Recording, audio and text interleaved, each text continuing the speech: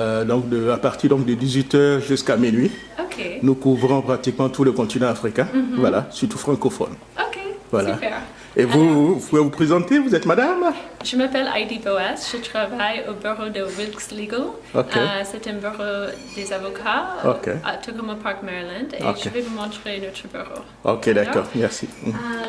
Alors, si vous voulez monter, je vais vous montrer le bureau là.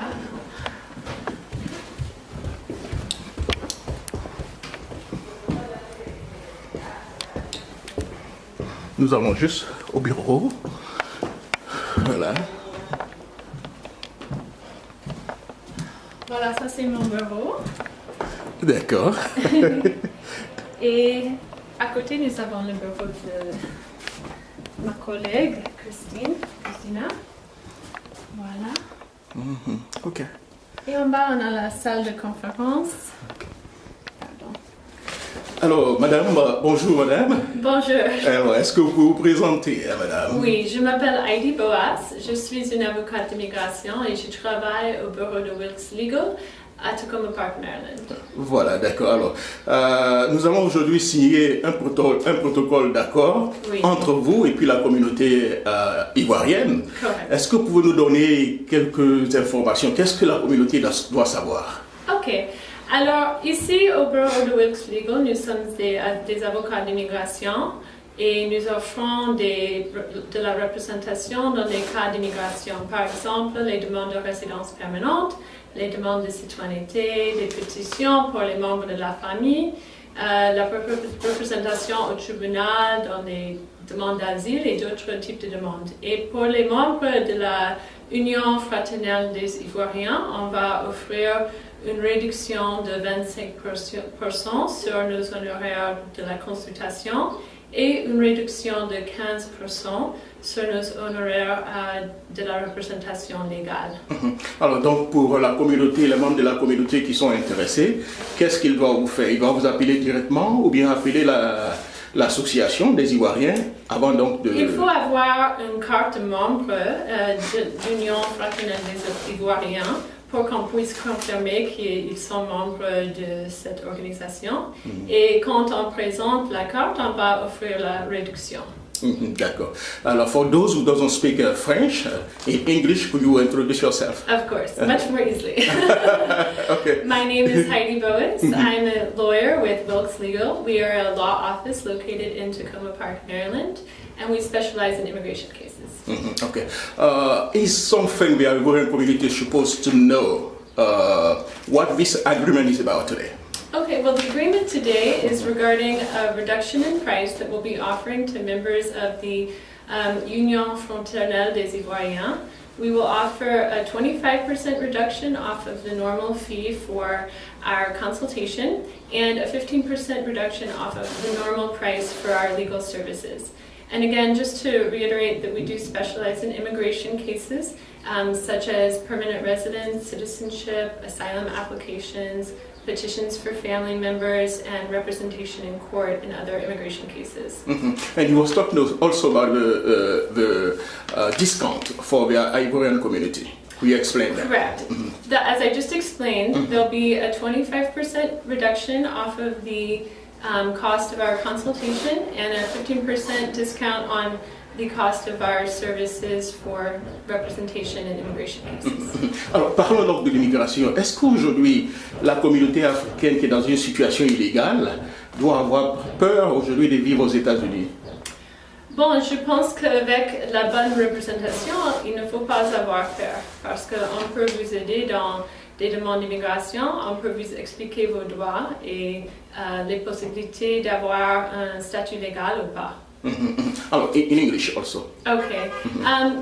No, I believe that, with a good lawyer, we can help you and you don't need to be afraid. We can help explain the law to you so that you can understand whether or not it's possible for you to qualify for legal status.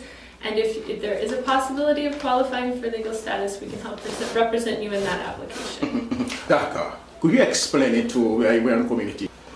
Well, DACA is for children who entered the country under a certain age who are considered to not have been responsible for the fact that they entered illegally because they were brought here by a parent. So because they were not responsible for their own illegal entry, the government has in the past offered an opportunity for them to get temporary relief from deportation. But of course that's at risk now because of the end of the DACA program, and that's the cause of a lot of debate in Congress over whether or not they're going to create some path to legal status for people who receive DACA. Avec tout ça, et puis après, bon, ben, l'organisation va regrouper tous les membres qui sont là. Donc, sérieusement, on aura des gens, et puis des gens ont des problèmes parce qu'on dit qu'il y a 36 de nos membres qui sont sur la liste d'immigration. Donc, peut-être que de déportation. D'accord. Donc, peut-être qu'on va chercher à vous rencontrer pour voir. Bon, donc, merci Heidi. La communauté que nous avons, c'est la communauté ivoirienne. C'est une diaspora qui a beaucoup de membres. Malheureusement, nous nous sommes rendus compte que depuis un moment, la communauté ne fonctionne pas bien. Donc, on nous a mis au devant et nous pensons qu'en signant ce contrat avec nous, ça va permettre aux Ivoiriens de venir vous voir, d'utiliser votre compétence pour que beaucoup d'Ivoiriens puissent sortir dans lequel ils sont. Donc, c'est pourquoi nous sommes venus et nous sommes contents de ce contrat qui va permettre aux Ivoiriens de les retrouver ici. Nous sommes venus à la télévision parce qu'il faut qu'ils voient le bâtiment et tout ça pour qu'ils reviennent ici. Donc nous allons signer aujourd'hui. En tant que président, je mets ma signature. Et la date aujourd'hui, c'est le 2 avril. Le 2 avril, donc c'est le 4. 02 2018. Parfait. Voilà. Merci beaucoup. Merci. Alors, nous sommes heureuses d'offrir une réduction de 25% sur notre tarif de consultation et une réduction de 15% sur nos honoraires de la représentation légale. Alors, je signe aussi.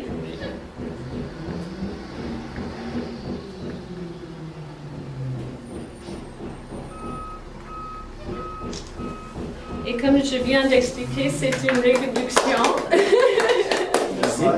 Comme je viens d'expliquer, c'est une réduction qu'on va offrir aux membres de l'Union fraternelle des Ivoiriens qui peuvent nous montrer la carte de membre. Très bien. Donc la carte de membre est exigée et cela va nous aider à vraiment entrer en possession des Ivoiriens qui auront leur carte. Une fois qu'ils ont leur carte, ils peuvent venir ici présenter leur carte et puis avoir une réduction directe sur 25% pour la consultation et 15% pour un dossier d'immigration. Donc ce contrat, nous l'avons anticipé parce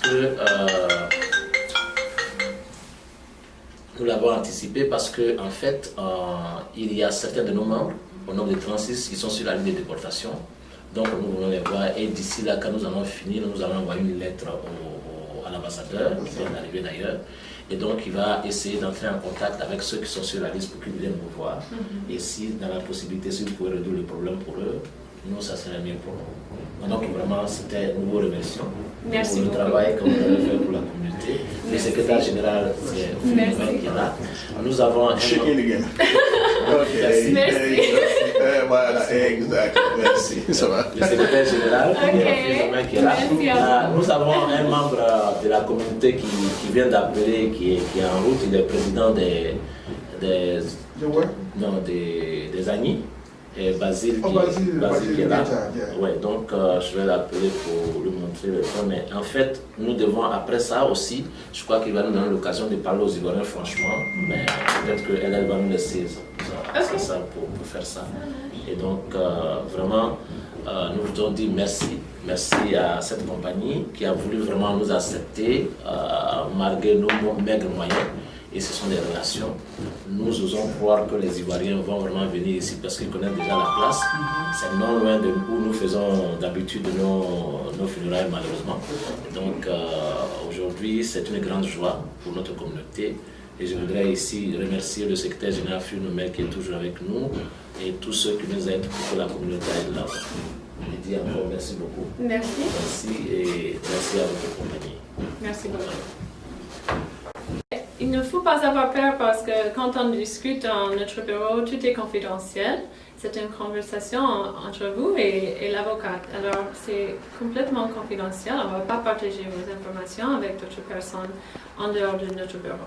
Alors, il ne faut pas avoir peur.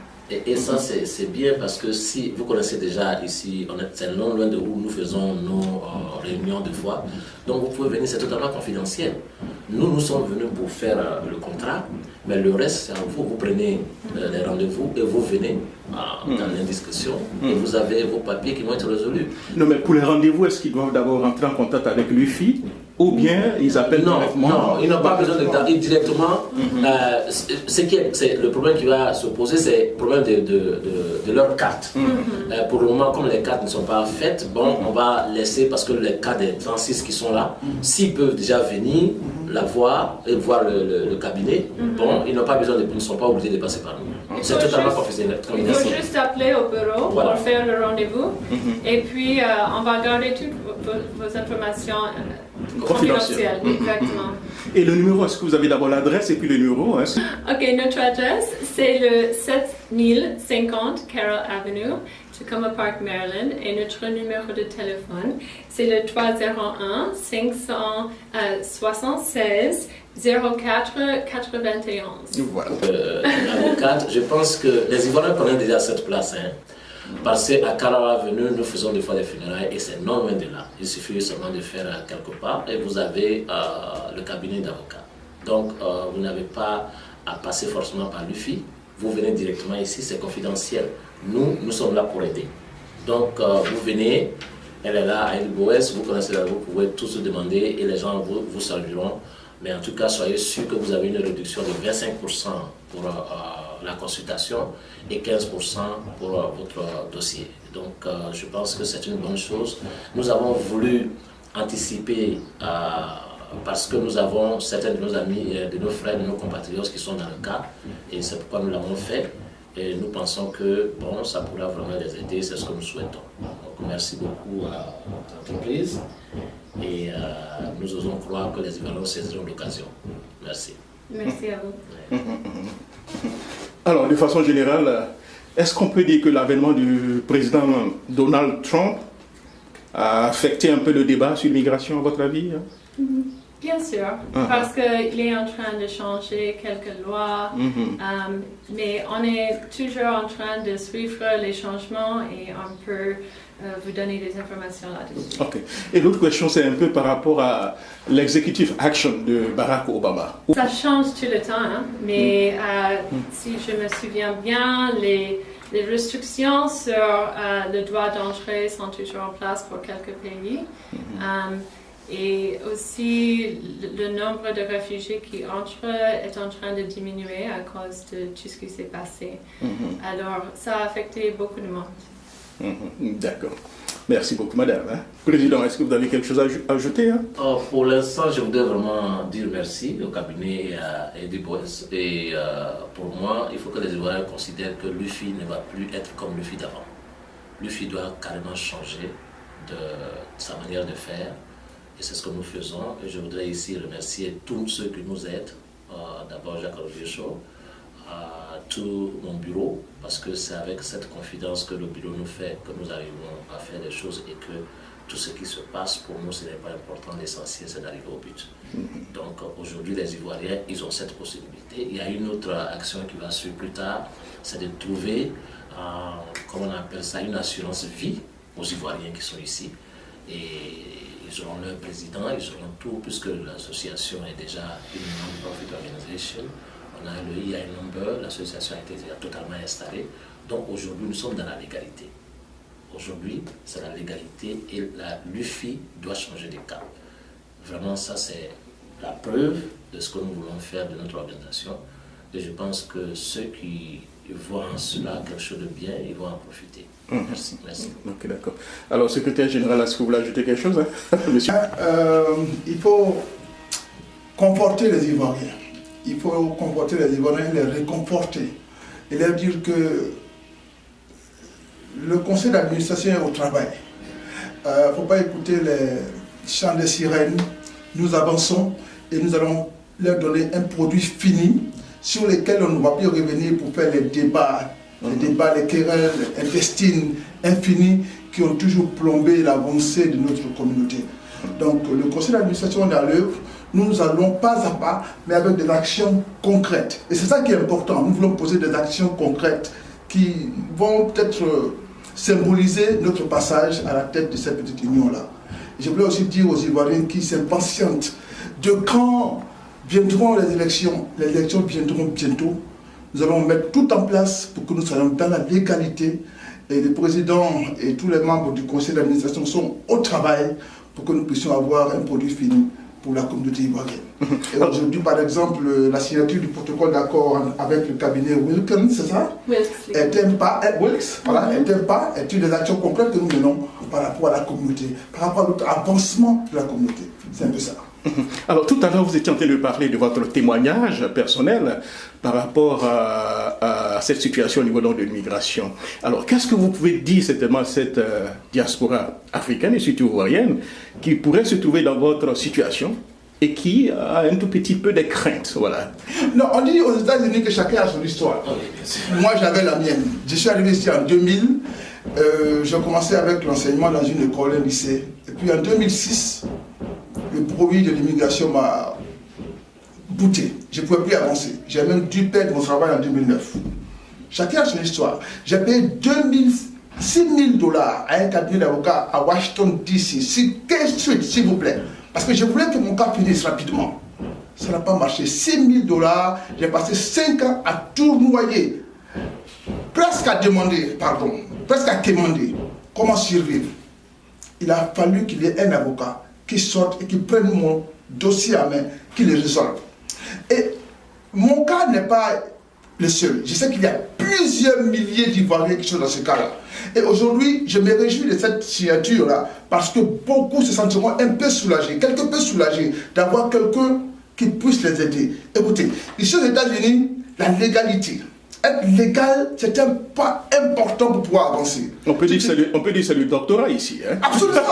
Absolument, parce que quand quelqu'un reçoit ce papier, il est heureux. Bien sûr. Il est heureux. Moi, j'aurais bien fini peut-être mes études partout depuis 56 ans. Mais à cause de cette histoire de l'immigration, ça m'a remis en retard. Mais Dieu merci, je répondis avec cette résilience qui nous caractérise, nous les Ivoiriens. Et je voulais inviter tous les Ivoiriens, de quelques problèmes qu'ils puissent avoir au plan légal, de se référer à ce cabinet pour qu'ils puissent avoir une solution.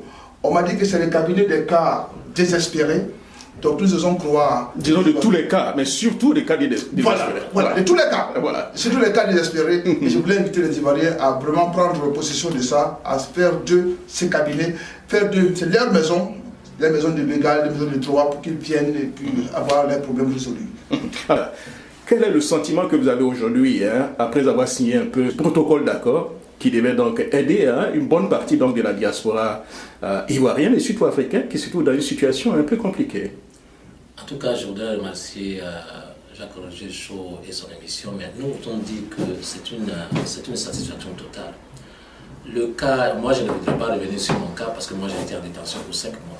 Oui, mais votre cas est assez important, ça peut certainement aider. J'ai été en détention pour 5 mois dans ce pays et j'ai vu, comme l'a dit Phil, je suis entré dans tous les problèmes que j'ai eu dans ce pays. J'ai été je devais être déporté, mais malheureusement il a fallu des avocats comme Heidi Boès, et c'est ce que je dis. Elle a fait sortir mon cas du trou pour que je sois aujourd'hui ici. Donc, quand j'ai vu que son cabinet est là, j'ai dit, mais il faut que j'aide les Ivoiriens. Et ce que le secrétaire général disait, c'est que nous, les Ivoiriens, on a beaucoup tendance à critiquer.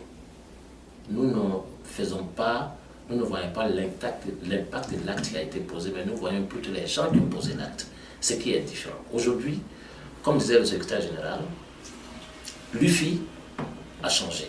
On ne peut plus avoir des gens qui vont venir à des réunions pour faire démissionner les présidents. On ne peut plus avoir des gens qui vont venir pour critiquer. Il faut passer aux actes. Vous, Jacques Roger, vous avez une radio, il y a des radios. Pourquoi les Ivoiriens ne pourraient pas se réunir pour créer une grande compagnie de télévision africaine? Pourquoi les Ivoiriens qui sont des professeurs comme lui et moi, nous ne pouvons pas nous réunir pour essayer de créer quelque chose ou bien peut-être construire une université dans notre pays? Pourquoi les gens qui sont dans l'informatique ne peuvent pas se réunir? Aujourd'hui, c'est fini toutes ces querelles-là. parce que le président qui sera élu, ce sera un président qui aura des objectifs. Nous avons dans notre programme que les présidents doivent organiser des séances de travail et tout ça. Donc, pour dire en clair que nous sommes très satisfaits et nous remercions le bureau, les membres du bureau qui nous soutiennent à fond pour qu'on arrive à ce que nous voulons. Alors, depuis le 23 janvier 2018, l'UFI a été réinstallé. Jacques Roger, je voudrais vous dire que ça a été une honte totale pour moi de me retrouver devant ARS pendant plusieurs jours, comme si j'étais quelqu'un qui a volé et qui devait expliquer pourquoi depuis 2004, notre compagnie n'avait pas encore payé ses taxes. Nous nous sommes battus, nous avons trouvé les arguments pour dire que notre pays était en guerre, et c'est ainsi qu'on nous a permis de payer à partir de 2014. Donc nous avons réinstallé l'UFI, nous avons pu avoir le EIN number, qui est déjà là, comme nous allons publier bientôt, et nous sommes sur le 501c3 qui va nous permettre d'être une organisation non-profit, de telle sorte même qu'ils viennent payer des trucs ici, ils peuvent réclamer ça quand ils font leurs taxes. Donc ce que nous faisons, c'est pour le bien de la communauté.